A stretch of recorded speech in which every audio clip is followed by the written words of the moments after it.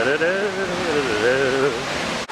guys, welcome to beautiful Chile and specifically Pucon. I'm in a pretty good place right now. Have a look at this. The lens is going to get wet, but look at the size of that. Should have bought a waterproof camera. The best way to enjoy a waterfall is to get in. It's going to be freezing. Let's check it out. Time to get in.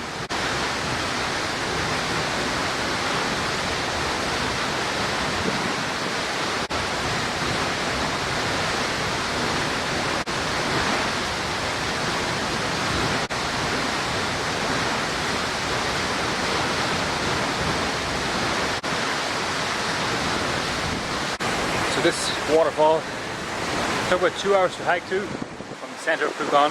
Extremely fresh. Very, very cold. It comes from a volcano up there. Absolutely epic. So I had this place completely to myself.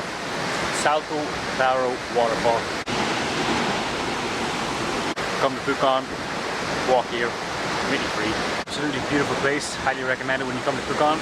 Salto Del Claro Waterfall, free of charge. See you in the next video. Bye bye. Check it out.